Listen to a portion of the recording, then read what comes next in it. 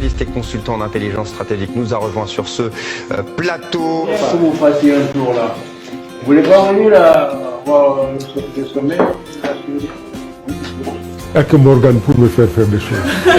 Et Monsieur le Premier ministre de la République de Slovénie. Morgan Palmer, journaliste et consultant en intelligence stratégique. Nous sommes avec Morgan Palmer, journaliste et consultant en intelligence. Morgan Palmer. Morgan Palmer. Morgan Palmer.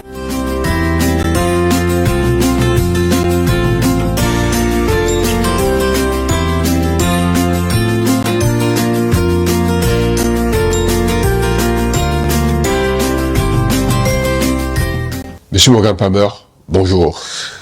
Bonjour, Monsieur Moda. Nous sommes ravis de vous recevoir aujourd'hui et dans le cadre de l'émission Le Débrief. Merci de m'accueillir sur cette belle plateforme et de me donner l'opportunité de partager mon expérience, de faire un retour d'expérience avec vos téléspectateurs. L'actualité camerounaise oblige. Ces derniers temps, nous vous sollicitons très souvent pour que vous venez éclairer la lanterne de nos followers avec vos analyses très pointues. Monsieur Palmer, sur votre CV, on lit consultant en intelligence stratégique. Il faut le rappeler d'ailleurs que vous avez un parcours d'excellence, brillant et élogieux. C'est quoi l'intelligence stratégique ? Je pourrais résumer ça de manière très simple, c'est capter, analyser, comprendre l'information à mettre aux actions du futur et du présent des organisations. Pour être peut-être plus terre à terre, vous savez, on est dans un monde, si vous ne comprenez pas les enjeux et que vous êtes dans des démarches entrepreneuriales, si vous êtes une entreprise, il y a de fortes chances que vous fassiez des échecs, vous connaissiez des échecs, parce qu'à la base de tout, c'est l'information. Il faut savoir c'est quoi les forces en présence, et c'est en fonction de ces forces en présence que vous pouvez définir de manière efficiente un projet, une démarche. L'actualité camerounaise de ces derniers temps est également animée par quelqu'un d'ailleurs que vous avez reçu tout récemment sur votre plateau dans le cadre de l'émission Brainstorming sur le fauteuil rouge TV. Il s'agit, pour ne pas le nommer, du commissaire Albert Léopold Ebene, qui, dans une de ses sorties récentes, annonçait la mort de Paul Biya. La mort politique, il faut le dire. Monsieur Palmer, qu'est-ce qu'une telle déclaration suscite chez vous? Bon, ce que je peux dire déjà, c'est que j'ai suivi, comme tous les Camerounais, les sorties du commissaire Ebene ces derniers temps. Ces dernières sont enrobées d'une certaine légitimité, étant donné le parcours et l'expérience de l'homme. C'est quelqu'un qui était une huile du renseignement au Cameroun. Maintenant, sur les déclarations sur la mort politique du président Biya, j'aurais plutôt tendance à corroborer ce propos, dans la mesure où j'ai été parmi les premiers à dire qu'il y a quelque chose d'anormal dans notre pays. Depuis 2019, il y a une délégation de pouvoir qui a été signée par le président, ce qui est complètement illégal, parce que le président est élu au suffrage universel et il est au service des Camerounais. Les Camerounais n'ont pas à le chercher. À partir du moment où les Camerounais commencent à chercher leur président, on peut parler de vacances du pouvoir. Moi, je considère que depuis 2019, nous avons un président qui ne gouverne pas. Et pourtant, je ne suis pas l'un de ses plus farouches détesteurs, étant donné la relation que tout le monde sait que personnelle que j'entretiens avec lui depuis de nombreuses années. Mais si j'ai de la tendresse pour l'homme, le papy, en revanche, je trouve que c'est un piètre gestionnaire. Et c'est pour ça d'ailleurs que j'appelle depuis un certain temps déjà de tous mes vœux son départ. Parlant de celui qui aujourd'hui essaye de se substituer à lui, le nommé Ferdinand Ngonga. Monsieur Palmer, c'est qui ce personnage? On peut tout se dire? Bien sûr, vous êtes là pour ça. Alors, je crois qu'il est temps de dire aux Camerounais les choses telles qu'elles sont. Monsieur Ngongo, je l'ai connu dans les années 96. Il était le garçon de course de Belinga et Boutou, de regretter mémoire, au palais de la République. Je crois que Belinga était directeur du cabinet civil à l'époque. Et c'est Belinga qui, là, on va dire, catapulté dans les affaires de la République. C'est d'ailleurs en compagnie de ce Belinga qu'il fera la connaissance de Maman Rosette, donc la maman de la première dame, et que ces derniers décideront de faire sa carrière. Donc pour le peu que je sais, en tout cas dans son entrée dans les affaires de la République, je remonterai au plus loin dans ces années-là, 1996. Bon, il y a autre chose dont beaucoup de gens sont au courant, en tout cas beaucoup de personnalités de la République sont au courant, mais dont personne n'ose parler. Et compte tenu de la gravité de la situation dans notre pays aujourd'hui, parce que nous sommes en train d'assister à quelque chose d'assez inédit, une tentative de prise de pouvoir par des gens qui n'ont clairement pas le niveau, au moment où le Cameroun est complètement dans le trou, et qui doit se relever, donc se relever avec des hommes de qualité, avec un management efficace, pragmatique, assis sur des ressources humaines de qualité. Là, le pays est en train d'être pris en otage par une bande de gens, donc notamment ce Ferdinand Ngongo. Mais d'où tire-t-il sa puissance? Vous serez tenté de me demander. Bien sûr. Eh ben, je vais vous le dire aujourd'hui, et je le dis aussi à tous les Camerounais en leur regardant droit dans les yeux. Il se trouve que Ferdinand Ngongo et Madame Biya couchent ensemble depuis de nombreuses années aujourd'hui. Bon, si c'était Chantal et Ferdinand, c'est pas notre histoire, c'est pas notre sujet, étant donné que c'est une affaire privée. Mais il s'agit de la première dame du Cameroun et du secrétaire général de la présidence de la République du Cameroun, qui entretiennent une relation, ce qui ne peut pas être un fait anodin, puisque ça a une incidence sur le plan politique. C'est pour ça que je me permets d'en parler, dans ces moments de gravité et dans ces moments d'incertitude où les gens ne comprennent pas d'où tire le pouvoir et d'où certains prennent leur arrogance. Donc ça vient de cette relation qui a été entérinée il y a de nombreuses années déjà, même quand Maman Rosette était en vie par cette dernière. Donc cette histoire ne date pas d'hier. Ah non, ça fait un moment déjà. Et si ça peut vous rassurer, il y a beaucoup de gens, pas tout le monde, mais un certain nombre d'autorités dans la République, je pourrais vous citer des noms, qui sont au courant, mais peut-être qui n'ont pas trop le courage d'assumer, de dire qu'aujourd'hui, clairement, on a un couple illégitime qui veut se légitimer en prenant le pouvoir cette fois-ci pour s'établir comme un couple officiel. Monsieur Morgan Palmer, si on vous écoute, en réalité, Monsieur Ferdinand Ngongo, il n'est pas juste en train de prendre le pouvoir de Biya, de se substituer à lui, mais en fait, il prend également son épouse. Oui, mais je ne pense pas, connaissant le vieux, qu'il le sait pas. Il le sait très bien. Après, je sais pas quels sont les deals qu'il y a derrière. On sait que c'est quelqu'un qui est d'un certain âge. Et pour connaître le personnage, je me suis toujours dit intimement que peut-être que nous, les vieux Bantous, on sait comment ça se passe. On a vu Bongo et Edith. J'en dirai pas plus, mais j'étais quand même persuadé que il fallait pas chanter victoire trop tôt, parce que jusqu'à la dernière minute, le vieux était capable d'exprimer sa malice. Mais bon, pour l'instant, la situation, elle est celle que je vous décris. C'est ce qui fait que certains milices sont insultés, d'autres mis au pas, d'autres menacés d'arrestation, certains tués, le cas de Dodo Doké, par ce qu'ils ont appelé la pieuvre, c'est comme ça qu'ils s'appellent poétiquement, le groupe, la bande, à Ngongo. Poétiquement, vous dites? Oui. Ça n'a rien de poésie, la mort d'un tiers. Vous savez, dans les esprits tordus, parfois la compréhension des choses peuvent être souvent inversées. Donc voilà, ces gens, ils mettent la République complètement à pied à sac. Pourquoi? Parce qu'en réalité, on est sur des gens qui, à partir de leur libido, sont en train de corporaliser tout un État, l'État du Cameroun. Et ceci sans que personne n'ose rien dire. Pourquoi les gens ne disent rien? Peut-être parce que, sachant ce qui se passe, en tout cas pour ceux qui savent ce qui se passe, ils se disent que bon voilà, ils sont peut-être trop petits pour se mêler de ces situations. Mais vous savez, moi, face à cela, vous me direz, Monsieur Palmer, d'où vous tirez toute cette énergie, ce courage pour en parler. C'est pas une question de courage.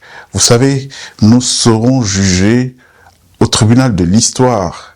Nos petits-enfants poseront la question de savoir, mais pendant qu'il y avait tout ce chaos, grand-père, papy, où étiez-vous, que faisiez-vous? J'ai plus peur d'avoir à faire face à ce type de questions que avoir à faire face aux représailles, à tout ce qui pourra arriver, tout simplement parce que j'ai dit la vérité et que je refuse de me coucher devant ces gens. D'ailleurs, les questions que vous aussi, à une lointaine époque, vous le posiez à votre grand-père, qui, il faut le rappeler, a été proche de Paul Biya. Oui, très très proche. Bon, après, j'en ai jamais parlé parce que je considère que c'est de l'ordre du privé. Et puis bon, moi, ça fait des années que j'ai pacifié mon ego. Hein, donc. Monsieur Palmer, excusez-moi, la Presby, c'est quand même vous et tout. Nous savons tous ce que la Presby veut dire. Oui, c'est un peu comme les jeunesses chiraciennes. En France, c'était les jeunesses de Biya, et les jeunesses avec Biya, catapultées dans les années 96, je l'ai dit, avec Philémon Thiam à l'époque, le président de ce mouvement, qui est l'homme qui m'a découvert. Donc on a été dans la co-construction de ce projet, on l'a porté ensemble. À l'époque, on a sorti les fonds baptismaux. Bon, j'entends parfois les gens dire ouais, il était dans le système. Bon, écoutez, moi j'ai jamais rien géré, j'ai pas gouverné. Pourtant c'est pas le talent, c'est pas l'expertise qui manque, mais c'est juste que très rapidement j'ai compris que ce système menait le Cameroun à l'abîme et qu'il fallait pas y rester. C'est pour ça que je suis parti en exil il y a plus d'une trentaine d'années bientôt. Voilà, pour faire autre chose, mais pas pour être complice de la décrépitude du Cameroun. Confidence ou confidence. L'actuel secrétaire, l'actuel directeur adjoint du cabinet civil, c'est un produit d'Avresby. Tout à fait. À l'époque. Monsieur Oswald Baboké. Oui, oui. À l'époque, il était à Angoïkele, je me rappelle. C'était l'un de nos responsables d'antenne là-bas. Moi, j'étais au bureau national. Je me souviens encore quand on allait les installer à l'époque. Voilà, c'est une époque bien lointaine. Non, c'est pour vous dire que voilà. Il y a plus d'une trentaine d'années aujourd'hui, enfin bientôt une trentaine d'années que nous avons côtoyé ces systèmes de pouvoir, et donc si on approuvait ce qui se passe au Cameroun, on y serait, on ne serait pas à l'étranger. Monsieur Palmer, la toile en surchauffe. Certains se rincent les yeux, d'autres tournent le regard. Il circule actuellement des vidéos pas très élogieuses de la police. Dans un bureau d'un commissaire visionnaire, on voit des femmes dans des postures, on dirait, indécentes. Qu'est-ce que cela traduit de la situation actuelle du pouvoir à Yaoundé? Ben, ça traduit ce que nous décrivons. Il y a le commissaire Benet qui en parle souvent, et je vois des gens se permettre de venir remettre en question ce qu'il dit, hein, en émettant des opinions. Donc, il conteste des faits par des opinions. C'est très camerounais, là. Il conteste les faits par des opinions. Des opinions, c'est très important, ça. Voilà. Le doute thomasien des Camerounais, ils sont à remettre toujours en cause, à nier des évidences. Le commissaire Benet en parle, moi j'en ai parlé, et bien avant nous, d'autres personnes en parlent. Il y a des gens dans la sphère digitale camerounaise, des gens comme Patrice Nouma, vous voulez dire? Patrice Nouma et bien d'autres qui en parlent. Paul Chouta, ils sont nombreux, des gens qui indexent ces questions depuis de nombreux temps. Le fait que notre pays est en train d'être détruit aujourd'hui et que tout le monde est tenu par la libido, mais une libido sataniste, parce qu'en fait on a en pouvoir une maçonnerie ténébreuse, parce qu'il faut bien faire le distinguo. La maçonnerie camerounaise, elle est ténébreuse, qui a détruit le pays, hein, et qui corporalise tout le monde en les tenant par la braguette. C'est un système de vidéos secrètes installées dans les maisons, les appartements, les hôtels et tout, où on filme quasiment toute la République pour faire chanter les uns et les autres. Donc ce qu'on a vu à la police camerounaise, c'est pas du tout une exclusivité de ce commissaire-là, c'est juste une illustration, hein, et même pas en grandeur nature, une petite illustration de ce qui se passe en réalité. On sait comment ça se passe, des ministres, des DG de sociétés pour être nommés, qui se font coucher avec femmes, hein, j'en connais, d'ailleurs, un ministre très en vue ces temps-ci, qu'on avait déplacé à Kribi dans un hôtel. Bon, je vous donnerai le nom de l'hôtel. Il appartient à un ancien général. Et c'est dans son hôtel que l'initiation a eu lieu. On couchait lui et sa femme au même moment. Et donc voilà. Est-ce qu'on peut construire une société de cette manière? Parce que les gens qui ont subi ça, au sortir de là, ils n'ont pas à cœur de travailler pour construire un pays. Ils ont à cœur de se venger. J'ai subi ça, j'ai été meurtri dans ma chair, j'ai été humilié. Alors si on me donne un poste, je vais pas du tout travailler pour... Est-ce qu'ils peuvent faire du bien aux Camerounais? Après avoir subi ça, ils peuvent pas faire du bien, ils peuvent pas travailler pour le bien commun. Monsieur Morgan Palmer, parlant de vous d'ailleurs, et ce que vous avez subi il y a quelques années à rebours.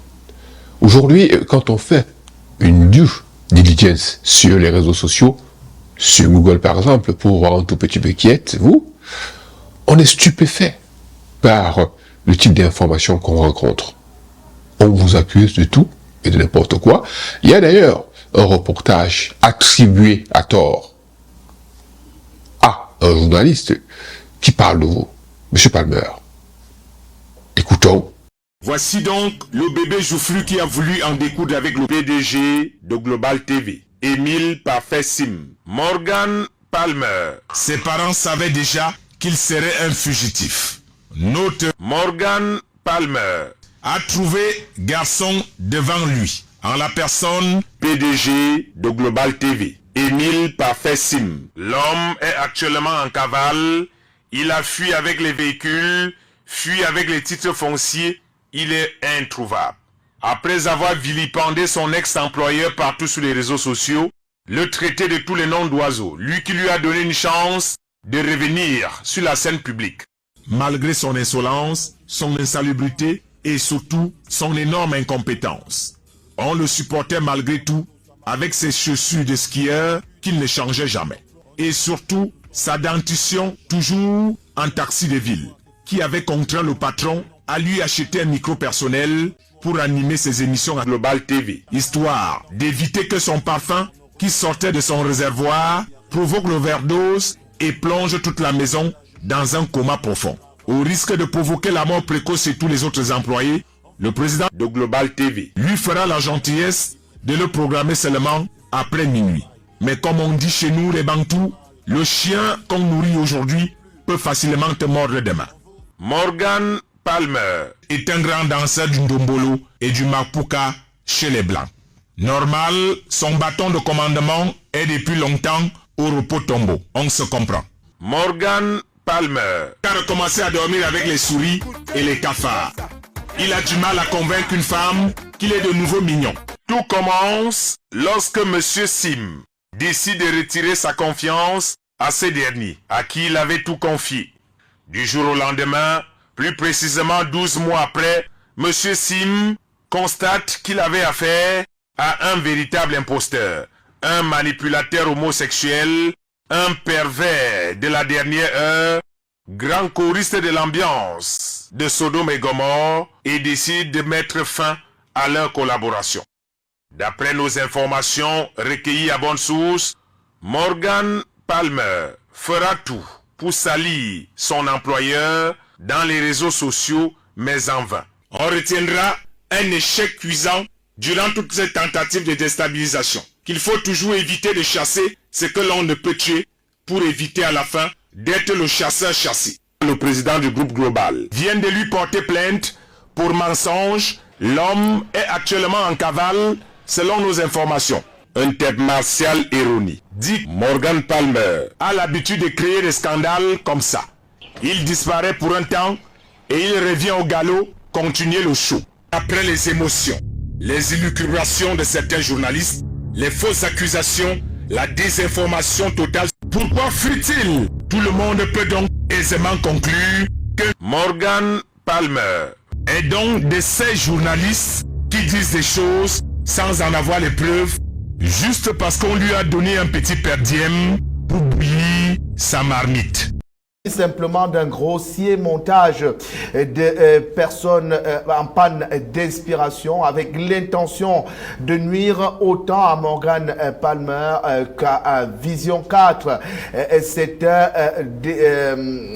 comment on va appeler ça, montage, un tissu de mensonges avec une série de montages. On a pris la peine de couper une phrase dans les reportages de Raoul Christophe Bia pour les assembler et donner l'impression que Vision 4 avait réalisé et diffusé ce reportage. Il n'en est rien. Reportage au vitriol, vous le disiez, il n'en est rien. Ce reportage n'est jamais passé sur les antennes de Vision 4, n'a jamais été arrêté par la rédaction de Vision 4 et n'a jamais été réalisé par le grand reporter de Vision 4, Raoul Christophe Bia.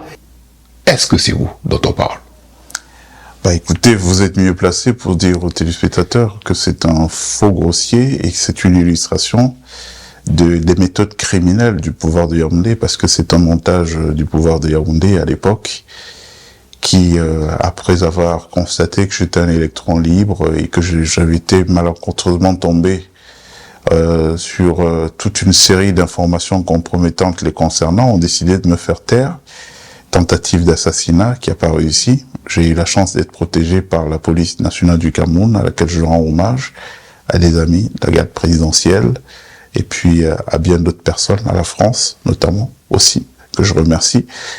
Et donc, à défaut de me faire taire, de me tuer, comme ils ont essayé de le faire, eh ben, qu'est-ce qu'ils ont fait pour se venger? Ils ont répandu donc une série de calomnies, de diffamations.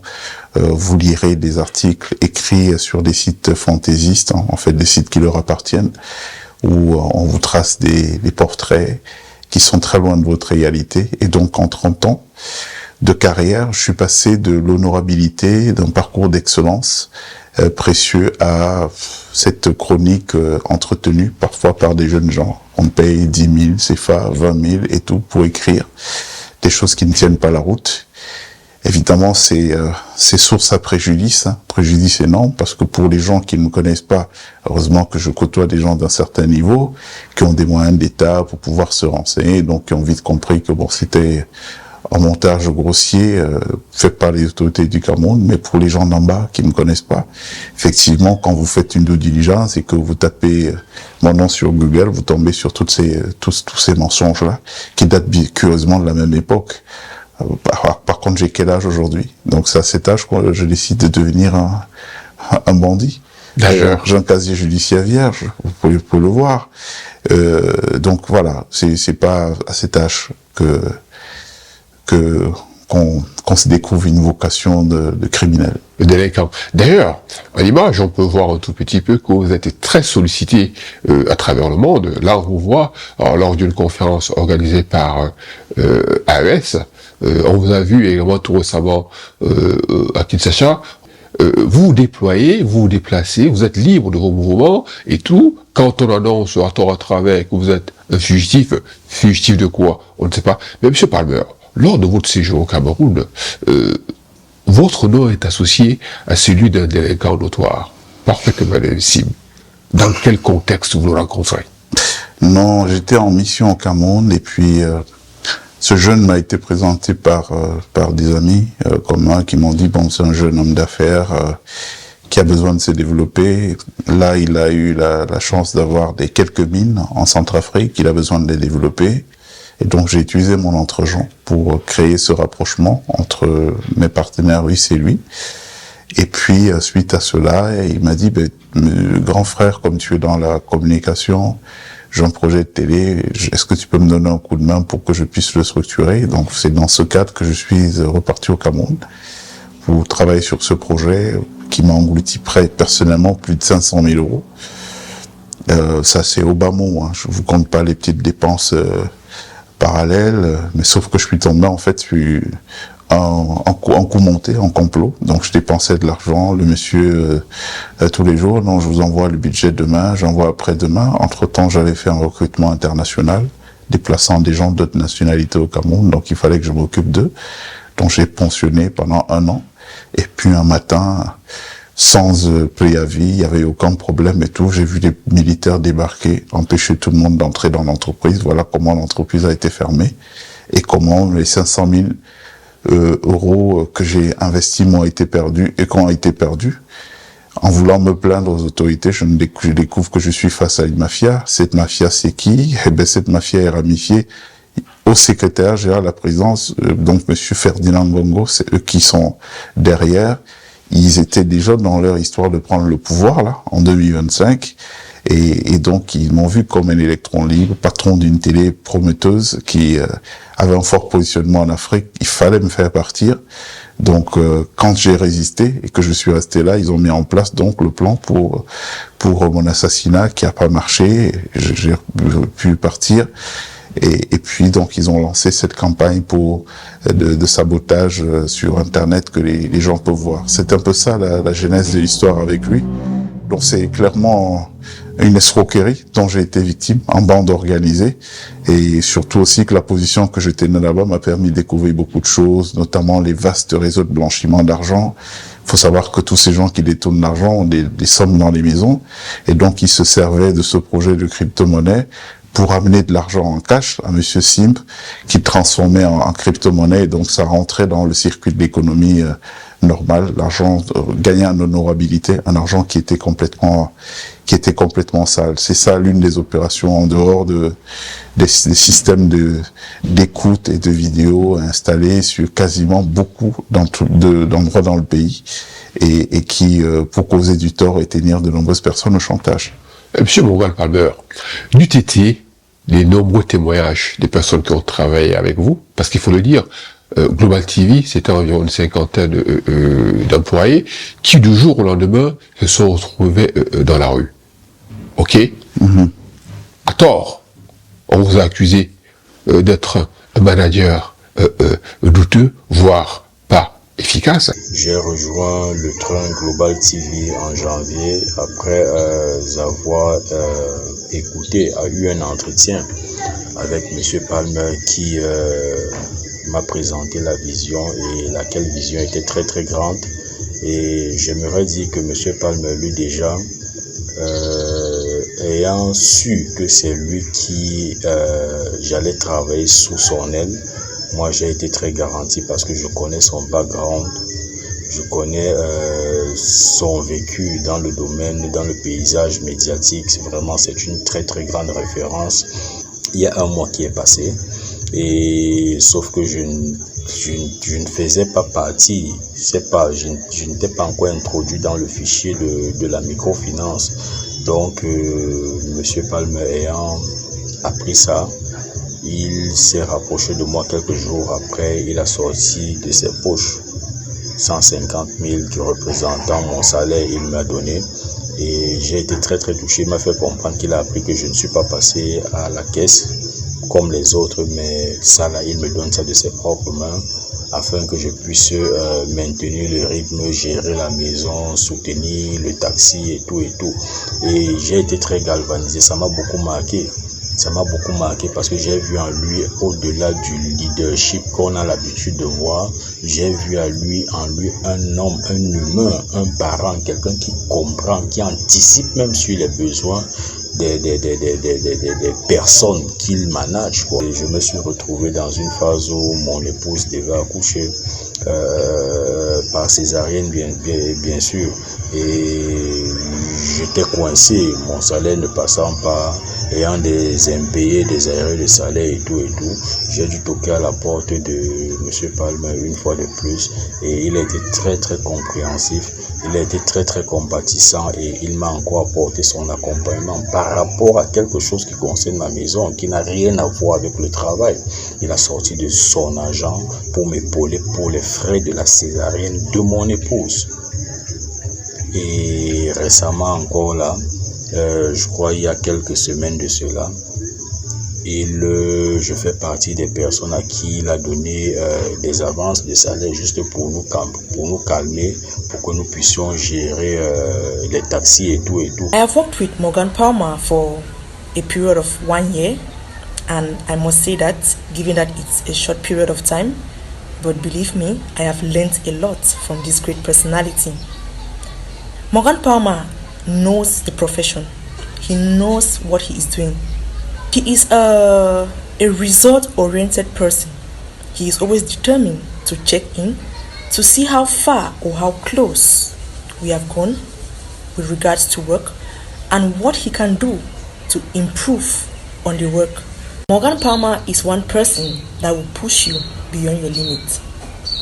When you feel like you're giving in your best, he makes you to understand that your best is not good enough. And believe me, you're going to see reasons with him. He is ambitious and driven because he is constantly seeking for ways to improve on everything he does. You can meet Morgan Palmer today for something, and the next day you meet him for the same thing, and he is changing the perspective of what he told you before. Je rencontre, je côtoie Monsieur Morgan depuis 1 an, depuis son arrivée à Global TV.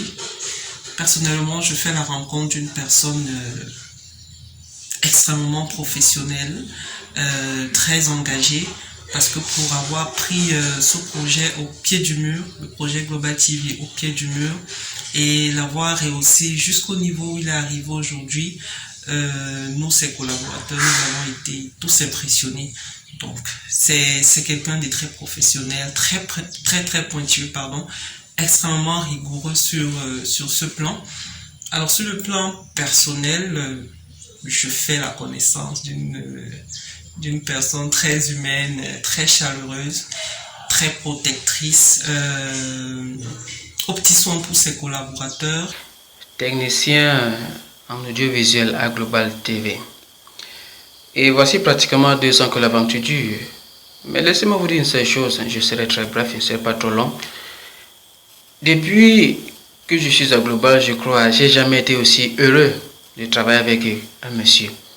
Et c'est de lui que je voudrais parler un peu ce soir. Il s'appelle Morgan Palmer. C'est un grand monsieur parce qu'il a joué le rôle du grand frère, du père, comme aussi la mère, et bien sûr d'un grand manager qui est un grand leader de son état. Mais entendre ce que racontent ses détracteurs, donc il est ceci, il est cela, alors s'il vous plaît, je voudrais dire une seule chose. Arrêtez ça tout de suite. Parce que quand nous galérions, nous étions ici. Il était toujours là avec nous, il ne nous a jamais abandonnés, comme vous l'avez fait.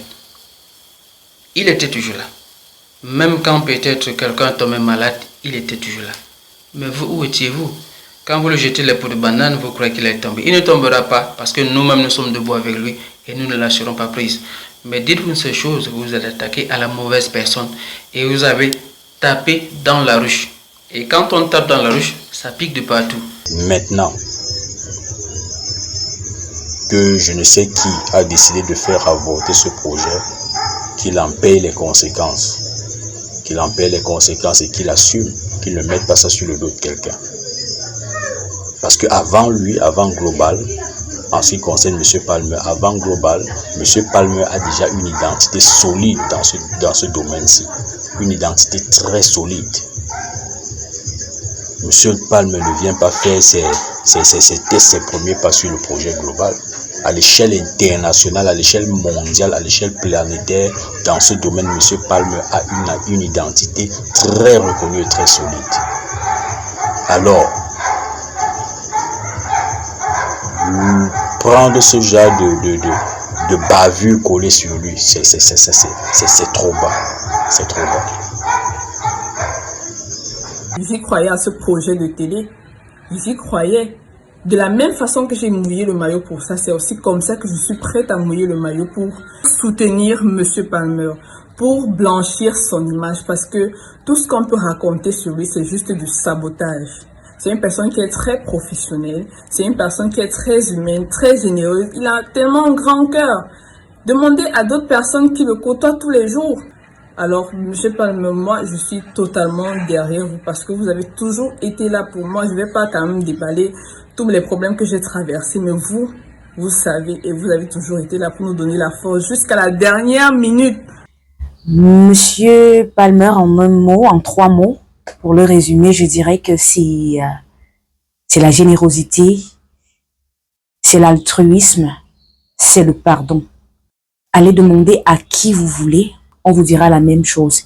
Il est allé des fois même apporter des problèmes, nos problèmes personnels qui ne le concernaient pas, mais parce que c'est quelqu'un qui a de l'amour à aider les autres, il a toujours agi promptement. Mon bébé est malade, il a déjà servi une somme colossale et tu n'en reviens même pas, tu te dis mais waouh, qui est en train de m'aider là? Est-ce un ami? Est-ce toujours mon boss? Parce que nous on connaît comment ça se passe ici au Cameroun.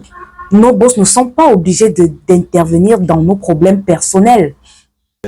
Nous avons beaucoup cru à ce projet de par les très bonnes intentions d'un PCA qui était à la tête, M. Palmer.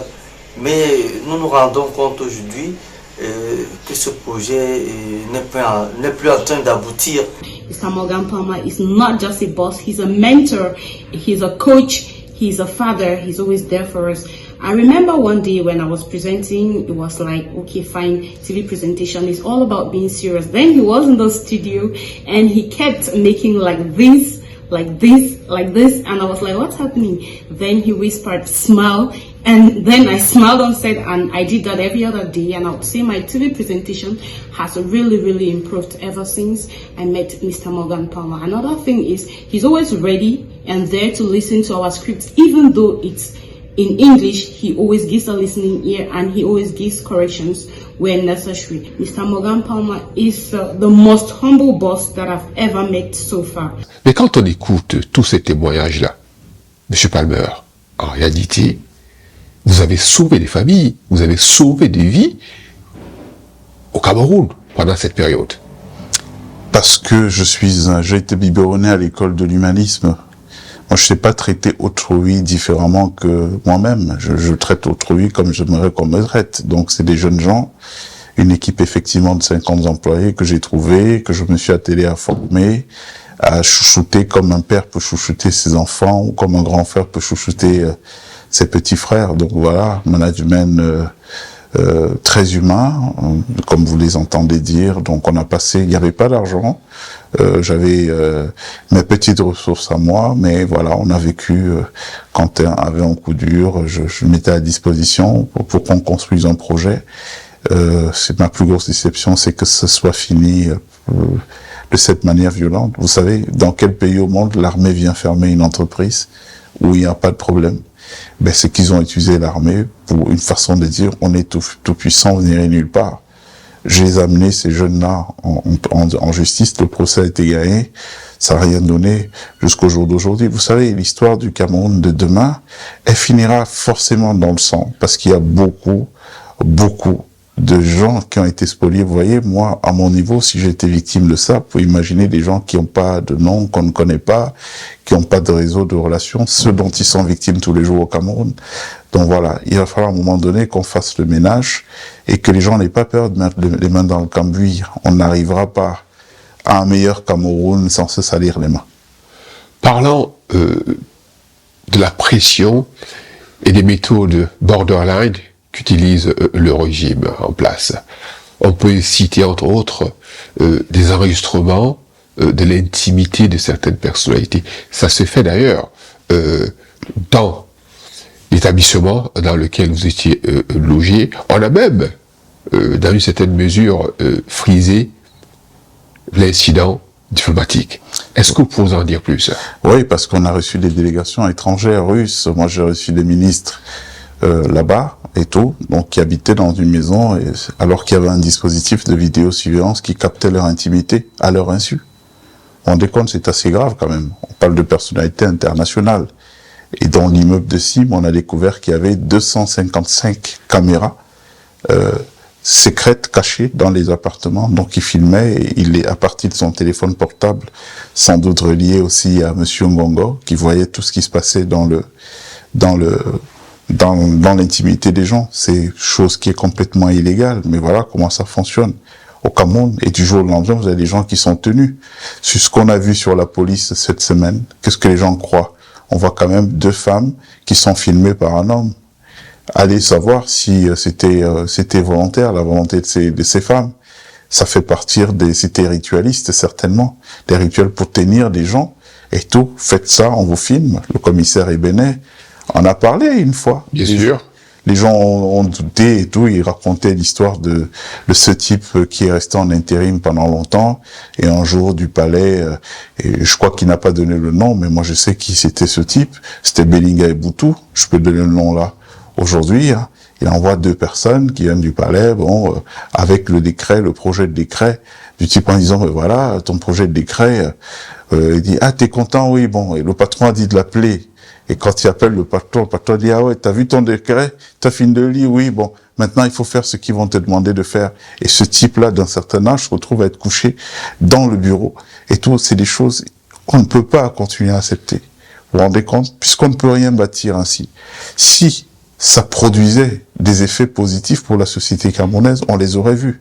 Mais nous voyons aujourd'hui, quand l'heure du bilan sonne, qu'il n'y a rien de positif qui est sorti de ce système. Donc il faut qu'il s'écroule, ce système, pour construire autre chose. Et ça, j'appelle à la prise de conscience de tous les Camerounais volontaires, ceux qui veulent le changement, qui comprennent que le fond des choses, c'est ça. Qu'on ne leur apporte aucune autre distraction, parce que là on est dans une période cruciale où toutes ces vraies questions de fond doivent sortir et tout, mais on réussit quand même à les embrouiller, à les amener dans la distraction pour leur faire croire qu'il y a des problèmes qui sont ailleurs, qu'on va arrêter un tel ou un tel, alors c'est pas ça le problème. Le problème c'est, est-ce qu'on peut construire un pays avec des gens qui sont suppliciés dans leur chair? Est-ce qu'un type qu'on nomme ministre, après qu'on l'ait humilié devant sa femme et enfant, peut travailler pour le bien du pays? C'est pas possible. Donc il faut qu'on change ce système.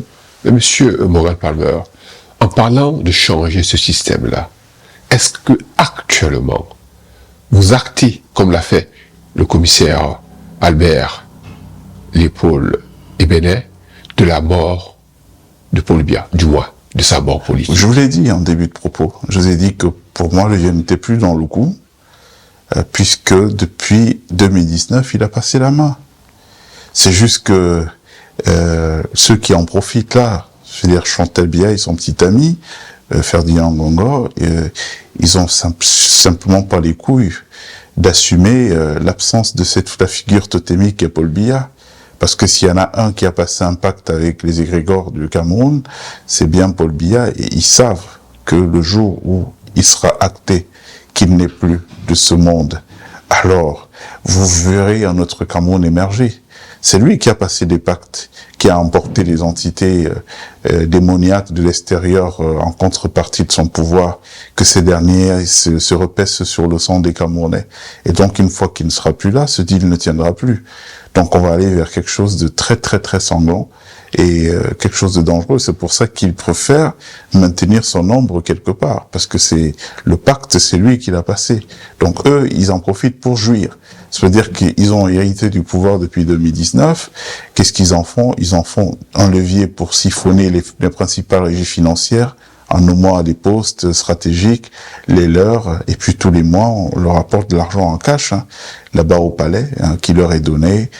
Évasion fiscale, cet argent se retrouve dans les paradis fiscaux ici. Tous les comptes sont identifiés. Ça, c'est une information que je vous donne. Donc, vous verrez que le jour où on dira que le pouvoir des Yaoundé est fini, tout cet argent sera perdu, parce qu'ils pourront pas en bénéficier. Ça, c'est l'autre information que je veux vous révéler. Donc, si on vous écoute, tout ce qui se passe actuellement, les nominations, les contrôles, les exclusions, tous ces faits ne portent pas la signature Paul Biya. C'est pas dans ses habitudes. Mais est-ce que vous avez vu le vieux? Vous savez, le vieux, c'est quelqu'un de... Je connais, il est certes un produit du séminaire. Et donc, on apprend une certaine forme d'humilité, mais c'est quelqu'un qui a beaucoup de fierté. Paul Biya, c'est un homme assez orgueilleux. C'est pas le genre d'homme qui fait éliminer ses adversaires en disant « tu participes pas aux élections et tout ». Non, c'est pas Paul Biya. Alors, rien que quand vous voyez ça, vous voyez que on a l'UPC, un parti historique comme celui-là, qui n'est pas présent à la présidentielle en 2025. Vous voyez qu'il y a Kamto qui est pas présent à la présidentielle 2025. Des gens comme Bayebek, vous vous rendez compte, ils sont pas présents. Vous comprenez que c'est pas Biya qui a la manœuvre, parce que c'est pas le style du vieux. Je connais son style, c'est pas le type qui exclut. C'est le type qui aime savoir que, voilà, il est un homme lion, et donc il y a eu des adversaires coriaces qu'il a terrassés. D'ailleurs, avec un peu d'humour, on l'entend évoquer quelques petits partis. C'était en 2018. Voilà. Il parle de petits partis, c'est pas Biya qui va se dégonfler devant les autres. Donc quand vous voyez ça, vous comprenez que ça ne vient pas de lui. Ça vient d'ailleurs. Et aujourd'hui, c'est un secret de Polichinelle, parce que même dans les chancelleries ici, je vous fais une confidence, j'étais dernièrement dans un dîner. Monsieur Morgan Palmer, pour revenir un tout petit peu à la campagne de bashing dont vous avez été l'objet. Par le gouvernement de Yaoundé. Ah monsieur, par le gouvernement de Yaoundé. Il faut bien préciser pour les téléspectateurs qui écoutent, parce que c'est pas tous les jours que je m'expliquerai sur ces questions-là. Donc par monsieur Ferdinand Ngongo, du gouvernement de Yaoundé. D'ailleurs, on peut écouter une audio. Dans cet audio, c'est un coup de fil qu'on reçoit, l'huissier chargé de votre dossier. Ce coup de fil émane de la présidence de la République. Bonjour Monsieur Panos, je suis votre huissier. J'ai signifié pour vous une sommation à Monsieur Sim, Émile Parfait et Bissa Michel, et puis une notification de convocation lorsque vous les convoquez à la Légion de gendarmerie du littoral. Donc je vous appelle là parce que j'ai eu un appel de la présidence de la République où on a besoin de vous rencontrer. On veut vous rencontrer. Donc, Est-ce que vous avez donné suite à cet appel? Non, je n'ai pas donné suite. Parce que moi, pour me corrompre, il faut me convaincre.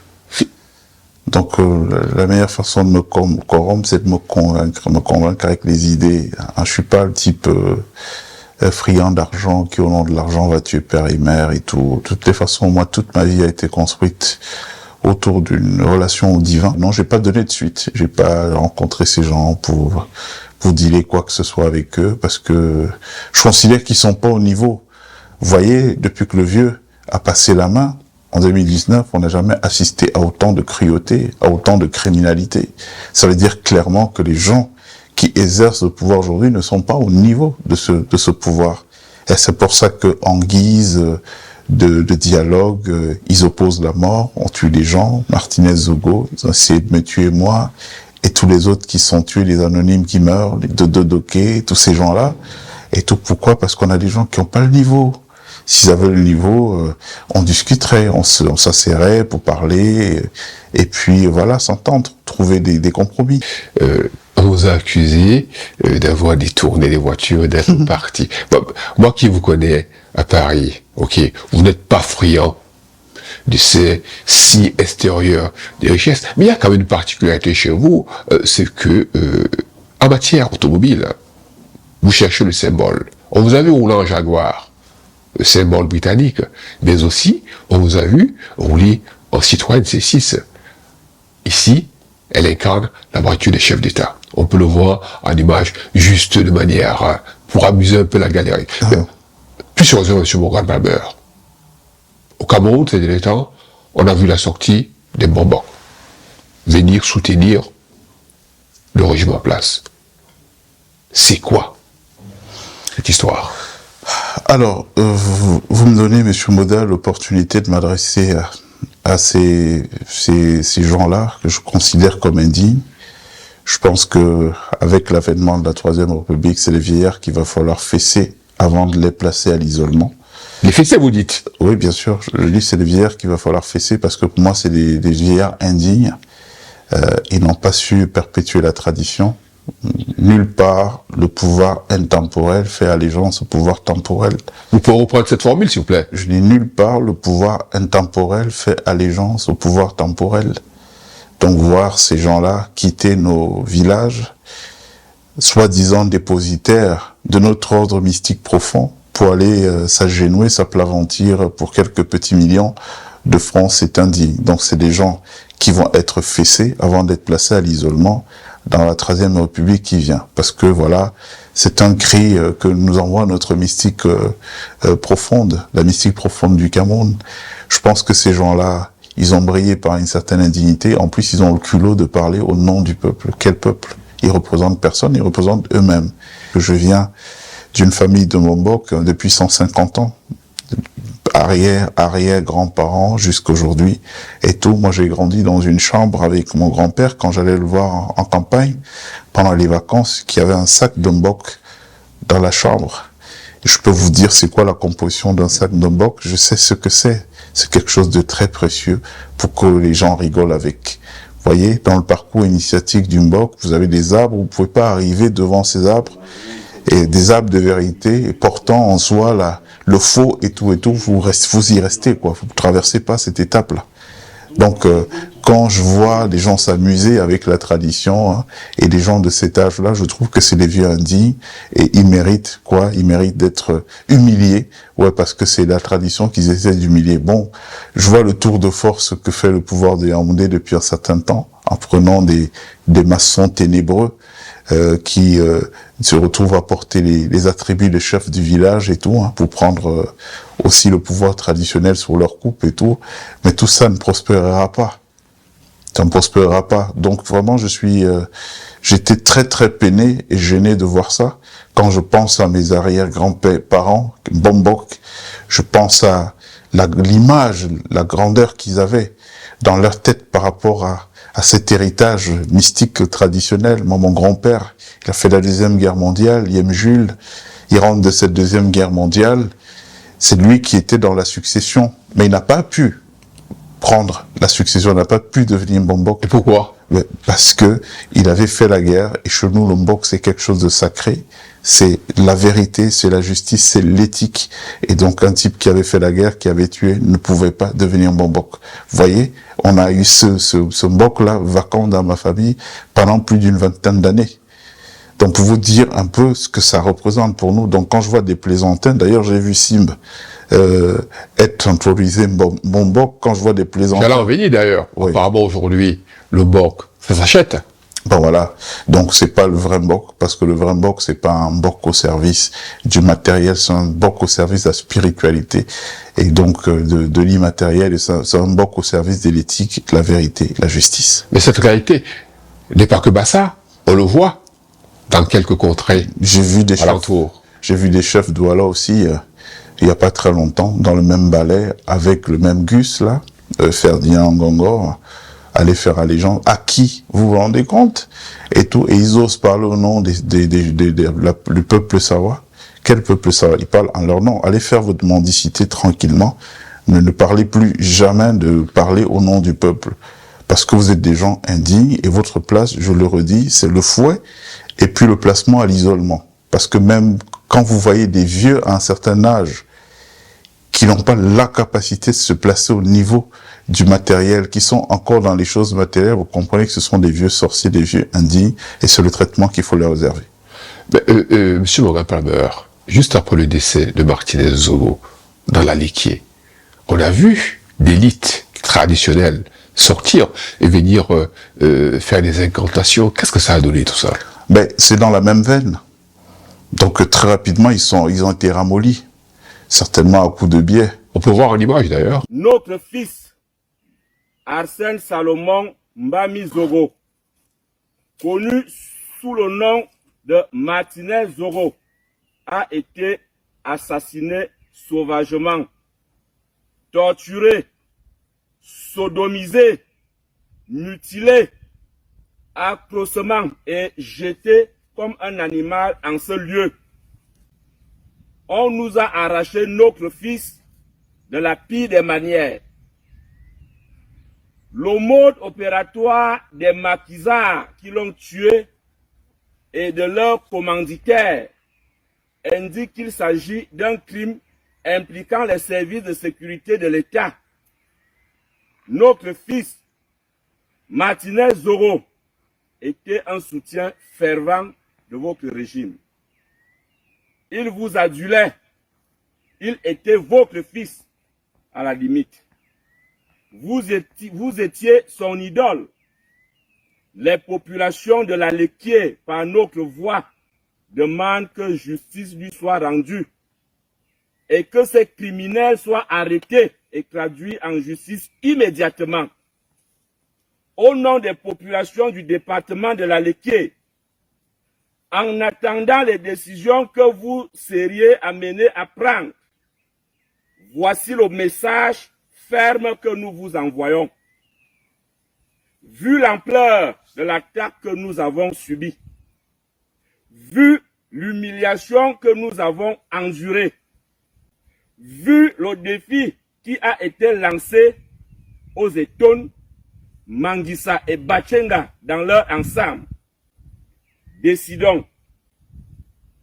Le lundi 30 janvier prochain est déclaré Lequier mort. 2. Martinez Zogo est mort pour vous. Ces assassins l'ont fait pourrir. Et nous ne nous ont laissé que les assicots. Par conséquent, nous refusons de recevoir ces assicots dans la Lequier et proposons que la dépouille de Martinez Zogo soit acheminée en Vomeka et qu'il soit enterré dans le caveau familial du président. Il reste quoi aujourd'hui? Peut-être quelques chefs Bamileke qui ont gardé un peu de la dignité. Je pense à des gens comme Sokudju qui sont restés un peu... mais il n'y a pas grand monde aujourd'hui qui se bouscule. Tous sont affolés par le matériel, posséder des voitures, avoir de l'argent et tout.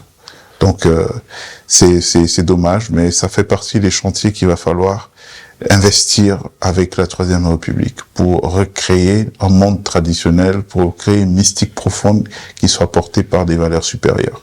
Cette réalité n'est pas que propre au sud, au centre Cameroun. On le voit ici, dans la région septentrionale. D'ailleurs, en image, on voit tout un président de l'Assemblée nationale. Un certain évêque originaire de Mayo Ouldémé avait dit qu'il faut tuer Paul Biya pour que... Monsieur Palmer, qu'est-ce que cela vous inspire, ce genre d'image? L'indignité. Monsieur Palmer, l'actualité de ces derniers jours est également agitée par l'interdiction de sortie faite à monsieur Issa Tchilombo, qui apparemment devait se rendre à Dakar pour se recueillir sur la tombe de monsieur Amadou Ahidjo, l'ancien président, tombe d'ailleurs que vous avez très souvent l'habitude de visiter, comme on peut le voir en image. Vous aviez rendez-vous avec lui? J'allais vous faire la boutade, que je l'ai attendu en vain, et c'est en venant chez vous que j'ai découvert que il n'a pas pu être là parce que voilà, il a été empêché. Vous savez, je le disais concernant le cas Eko, le patron des services secrets, je disais qu'il a été cueilli comme un enfant, c'était dommage. Pourquoi? Parce que en tant que patron des services secrets, il savait qu'il était dans l'ère du cyclone, il aurait jamais dû se laisser prendre comme un gamin. J'avais profité à l'époque où je parlais de ça pour passer un message aux autres. Restez tous là, avec le doigt sur la couture du pantalon. On va vous cueillir les uns après les autres. Et c'est quand vous serez enfermés dans des cachots, les autres tués, que vous comprendrez qu'un homme, je dis bien un homme, ne vit pas couché. D'accord? Ça ne sert à rien, un homme qui vit couché. Si, à défaut de pouvoir vous indigner, vous devez pouvoir exprimer votre différence et puis mourir les armes à la main. Donc c'est pas la bonne attitude, celle que l'attitude que développent aujourd'hui nos aînés qui sont dans les affaires avant. On attend des gens courageux. Moi vraiment, j'attends pas, même s'il m'arrivait quoi que ce soit, vraiment je ne veux pas qu'il y ait des gens qui viennent pleurer, dire quoi que non, je veux des gens qui ont envie de dire ah, il a fait sa part, nous prenons le relais. Voilà, on pleure pas. Dans la vie c'est ça, il faut se battre au point idéal. S'il est atteint, c'est tant mieux. S'il n'est pas atteint, les gens se souviendront que vous êtes battu pour un idéal. Et puis, le reste n'est pas important. Donc, voilà. En réalité, l'interdiction de sortie notifiée à monsieur Issa Tchilombo, Manu Militari, en le faisant débarquer de l'avion, a été accompagnée quelque temps après, apparemment, d'un dossier, on le convoquerait au tribunal criminel spécial. Mais il y a quelques années, le commissaire Ebene.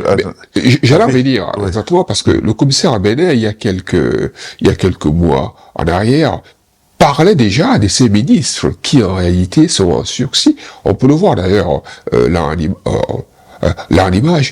D'ailleurs, je peux me permettre déjà de le dire à tous ces ministres que leur sort est connu. Le sort est connu parce que Paul Biya a décidé de ne mettre aucun de ses ministres en prison. Dans sa stratégie de garder le pouvoir et de le passer à son successeur,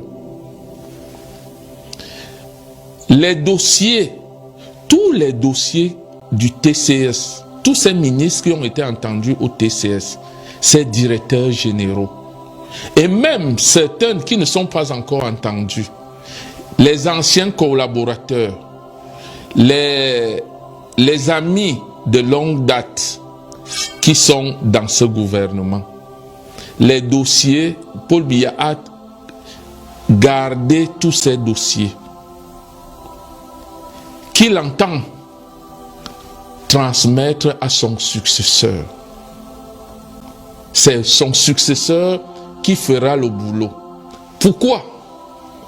Parce que dans sa stratégie, cet acte que va poser son successeur viendra asseoir son autorité et le crédibiliser. Donc vous tous, vous êtes là avec Paul Biya, vous êtes en fait des prisonniers ambulants. Monsieur Palmer, est-ce qu'en réalité, ce que présageait le commissaire Albert, eh bien, n'est pas une vision prophétique? Il avait déjà tout dit. Donc là, les ministres actuels sont en sursis. Je viens de vous le dire tout à l'heure, que ceux qui vivre c'est lutter.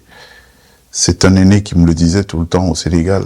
Vivre c'est lutter. Alors ceux qui renoncent à lutter, on renonce à la vie. Donc nos aînés doivent comprendre qu'il faut se battre. On reste pas là comme des couilles molles à attendre d'être cueillis par... parce que ça va se passer comme ça. Un matin, ils vont se lever, chacun aura des militaires, je sais pas moi d'où, du Bir, les encerclant, on les prend les uns après les autres, et puis voilà, on a un pouvoir qui a changé de main. Voilà ce qui risque de se passer, mais ce sera sans nous, hein, parce que nous, on va lutter. Ça, je vous le dis, que ce soit très très clair. Nous ne laisserons pas faire ce qui se passe. En tout cas, on mourra les armes à la main s'il le faut, mais on ne laissera pas faire ce qui est en train de se faire. D'ailleurs, pendant que je vous parle, je reçois une notification sur mon téléphone. C'est peut-être une interrogation presque banale. Il y a quelqu'un qui demande à savoir qu'est devenu Parfait Emmanuel Sim. Alors, Parfait Emmanuel Sim, il s'appelle Simba maintenant. Ah bon, Simba. Simba, voilà, il a pris la nationalité russe. Aidé par l'argent qu'il a détourné au Camerounais, il a fait pas mal de DAT dans des banques de premier ordre, donc il vit en rentier. Il n'a pas pu monter une seule affaire qui marche. Argent mal acquis, et c'est un jeune qui a pas de formation. Il a eu un coup de chance dans un pays de médiocrité, et donc appuyé par des dirigeants médiocres, il a pu se faire un pactole qui est placé dans des banques. Et puis chaque fin du mois, il vit des dividendes de cet argent placé. Donc il vient en Russie aujourd'hui. Je pense qu'il lui sera difficile de vivre ailleurs, parce que vous savez, il y a beaucoup de gens qui ont des comptes à régler avec lui, à commencer par moi qui vous parle. Ils sont allés trop loin, ces gens-là. On crache pas sur des gens qui viennent vous aider. Les gens que vous appelez grands frères, vous larmoyez, vous jouez des gens humbles. On peut revoir quelques extraits de vos échanges à cette époque-là.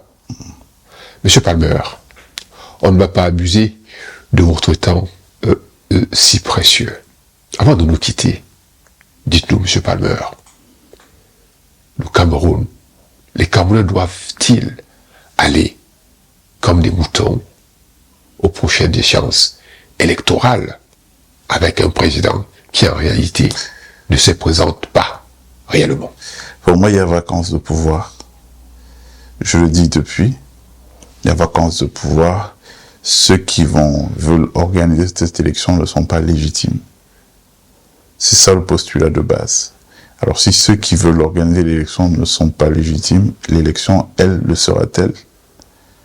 Donc il faut s'asseoir, parler transition. En tout cas, le débat de fond, c'est pas de mettre une tête nouvelle au sommet du Cameroun, non.